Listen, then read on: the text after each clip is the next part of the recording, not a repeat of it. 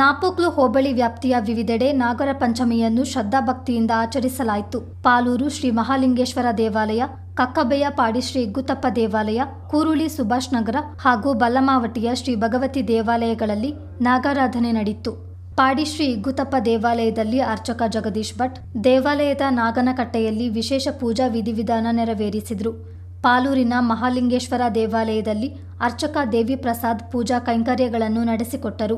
ದೇವಾಲಯದಲ್ಲಿ ನಾಗನಕಲ್ಲಿಗೆ ಹಾಲು, ಎಳನೀರಾಭಿಷೇಕ ಸೇರಿದಂತೆ ಹಣ್ಣುಕಾಯಿ ಪೂಜೆ ಜರುಗಿತು. ದೇವಾಲಯದ ಪಾರುಪತ್ಯಗಾರ ಮನು ಸೇರಿದಂತೆ ಭಕ್ತರು ಪಾಲ್ಗೊಂಡಿದ್ದರು. ಕೂರುಳಿ ಸುಭಾಷ್ ನಗರದಲ್ಲಿ ಶ್ರೀ ಭಗವತಿ ದೇವಾಲಯದ ಅರ್ಚಕ ಹರೀಶ್ ಭಟ್ ನಾಗನಕಟ್ಟೆಯಲ್ಲಿ ನಾಗನಕಲ್ಲಿಗೆ ಪಂಚಾಮೃತ ಅಭಿಷೇಕ, ಮಹಾಮಂಗಳಾರತಿ ಪೂಜೆಯನ್ನು ನೆರವೇರಿಸಿದರು. ಬಲ್ಲಮಾವಟಿ ಗ್ರಾಮದ ಭಗವತಿ ದೇವಾಲಯ ಸಮೀಪದ ನಾಗನಕಟ್ಟೆಯಲ್ಲಿ ನಾಗರ ಪಂಚಮಿಯನ್ನು ಶ್ರದ್ಧಾಭಕ್ತಿಯಿಂದ ಆಚರಿಸಲಾಯಿತು.